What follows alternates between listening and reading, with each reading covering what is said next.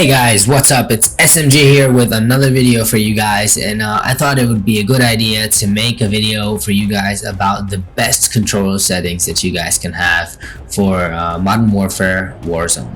So let's kind of just jump right into it and start off with the controller settings, and I'll just give you guys a good look at what I run and what helps me out in my games.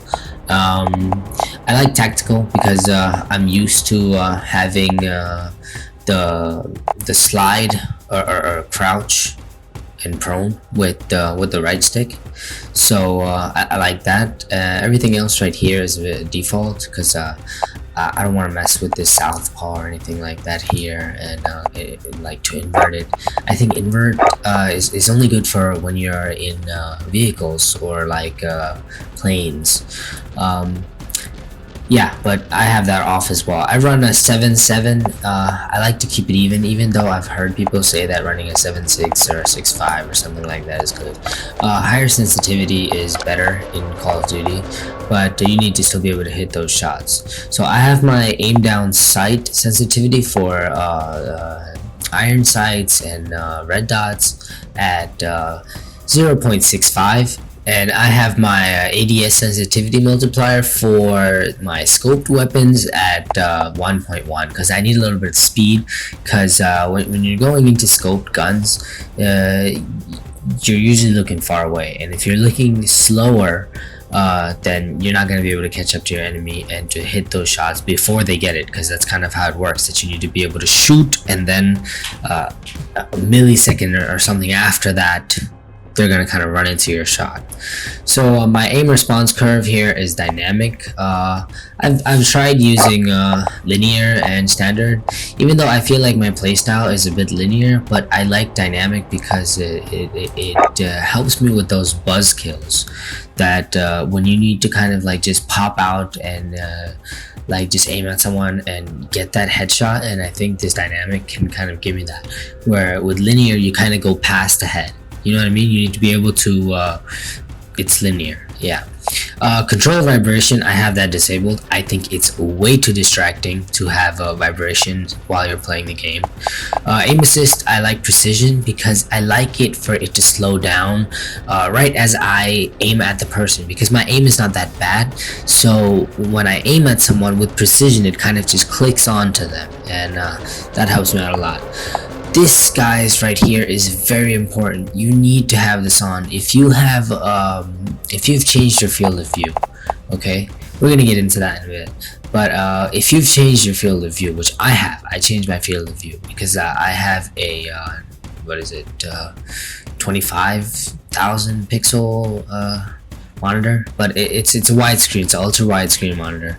So I like my field of view to be wide. I want to be able to see the corners, even though I've heard that's not good for first-person shooters, but I like to be able to see my peripheral, especially in the Warzone. I think it's not good to have if you're playing multiplayer, but if you're playing Warzone, I think it's an advantage because you can see a little bit more than other players can. So yeah, I like to have that on. And then what this does is it makes your hitbox bigger for your field of view, because your field of view is making your like it's making, well, actually that doesn't look like it makes that much of a difference here, but yeah, you get a bigger hitbox, so why not, right? Weapon mount, I love this. I hug corners like this all the time. Like I just go from corner to corner to corner to kill. I like this weapon mount movement exit because you can kind of just move the direction that you want to go and you'll break out of the mount rather than being locked to it, because that can also be dangerous. That sometimes, you know, you get locked to it and then you need to kind of hit that button again to get out of there while someone sees you locked there and you're dead. Yeah, aim down sight behavior, equipment behavior, you want to have that at hold and not tab, because then it'll just stay that way. Or toggle, I think, is the other option. Yeah, toggle. Reload, contextual tap, I think that's the best one. I think it starts off with tap to reload, and tap to use, but I think contextual tap is the best because it looks at your situation that you're in. But guys, having this on will make such a big difference in your Warzone gameplay, because you will open boxes faster, you will get into vehicles faster, you will reload faster, of course, and it's just that, you know, that extra millisecond or 5 milliseconds, I guess, because it does take a long time to open boxes without having this on. I remember that. That was one of my complaints. I was like, they need to change that. Little did I know, it was in the settings. Slide behavior, I want this also on tap, because if you have it on hold, you have to hold it for that little extra millisecond or two before he starts to slide. If you're tapping it already, you're just like running sliding, and that's kind of what you want that fluid movement. Auto move forward, I had to disable that. It was on. I did put it on because I played a lot of Fortnite, and I like to have this auto run. It's very helpful, but this double tap up for auto forward, that's probably the worst idea I've ever seen ever. So automatic sprint is something that you definitely need to have.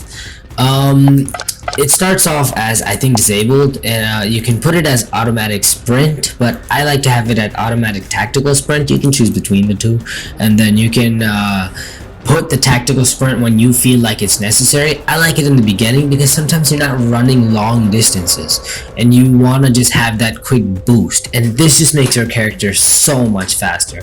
So I recommend having it on automatic tactical sprint, but having it on sprint is also okay, but having it disabled will always just be a disadvantage to you.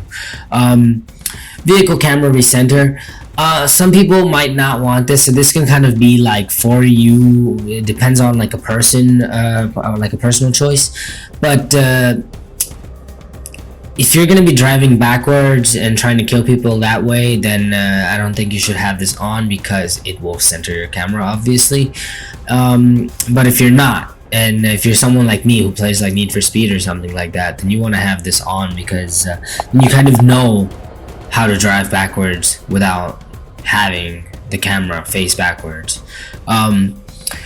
Parachute auto deploy, I like to have it enabled because I've done it a few times by just forgetting to have it on and thinking that it's on. And I also know that if you pop your parachute before and then you cut it, then it's kind of like it disables it on its own. So if you are trying to land before, so it's kind of like as soon as the parachute auto deploy comes on, you can just cut it right away, and then you'll hit the ground and safely most of the time, because the auto deploy comes right at about 3 floors. So that's that. Let's kind of go on to the audio settings. You guys need to have your audio mix on boost high. Boost high is gonna let you hear those footsteps. It's gonna let you hear all of those sounds that are far away. This is 100% for Warzone. These are Warzone settings. These are not multiplayer settings. Even though it could help you in multiplayer, but multiplayer you're not really looking for footstep sounds so much. No one's really, it's too much going on for that. Graphics, that's just another thing. I have a 1060 6GB. It's not like the best, but I like it. Field of view, so it starts off at I think 90, and I like to go ahead and push it to 120, and I like to put this on the independent field of view because I want my things to look closer to me. If you put it on the affected one, yeah, it looks a little bit further away. Like if you can see that here, yeah, things are a bit further away. You can see more, right? But these things right here would be coming on my side. Where is it? They'd be coming on my side, yeah? So I like to keep it independent. I remember having this before, and my friends would be like, hey man, I can't believe you didn't see those guys. And they'd be really far away from me, but it was right here. So let's move on to the next thing, which is brightness. I like to put my brightness up a little bit.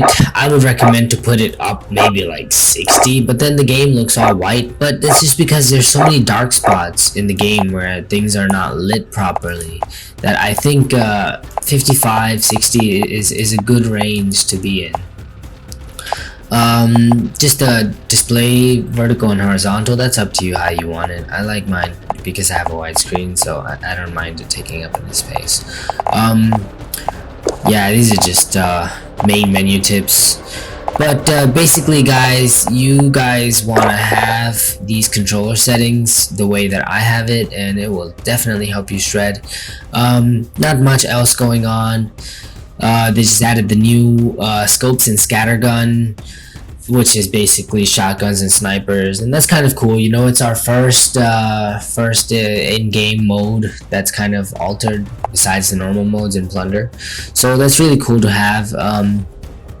If you guys definitely want to come by and join me, so there is my username, ID, and code. You guys feel free to add me on here. I'll accept you, and we can definitely play a few games. So thanks for being here. Bye bye. Have a good time. Don't forget to like and subscribe.